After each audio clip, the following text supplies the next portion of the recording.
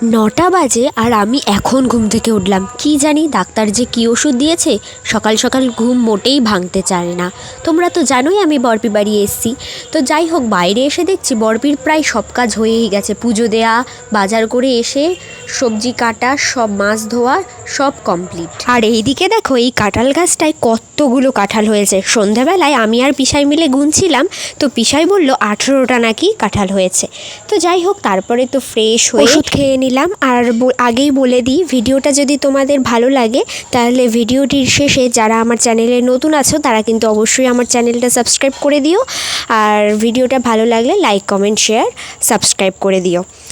আর তারপরে বরপি দিয়ে দিল চা আর রুটি, তো সেটা তো খেলাম। পিসাই সকালে গিয়েছিল একটি ঘাট কাজ করতে, আর তারপরে স্নান টান করে গিয়েছিল নিত্য পুজো করতে, যেখানে পিসাই প্রত্যেক দিন পুজো করে। তারপরে তো ব্রেকফাস্টে বরপি করেছিল রুটি আর ঘুগনি, তো সেটা দিল। সেটা খেয়ে দিয়ে নিয়ে আমি গল্পের বই পড়তে বসেছিলাম। আর তার কিছুক্ষণ পরে স্নান করে চলে এলাম।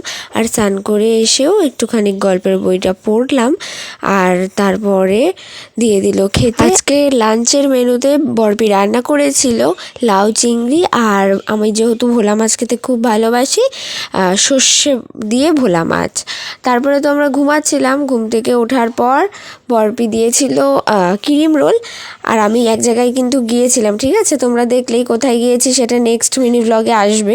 সেখান থেকে এসে বরপির আর একটা পুজো ছিল, মানে দুপুরবেলায়, তো সেখানে পুজো করে এসেছিল, তো সেই প্রসাদটাই খাচ্ছিলাম। আর পুজো করে এই ক্যাডবেরিটা পেয়েছে, ক্যাডবেরি আর আয়নাটা, তা আমাকে বললো তুই নিয়ে যাস, তো তাই দিয়েছে। তো আমি এইদিকে কালী পুজোর প্রসাদ খাই। তোমরা অবশ্যই কমেন্টে জানিয়ে ফেলো যে ভিডিওটা কেমন লাগলো।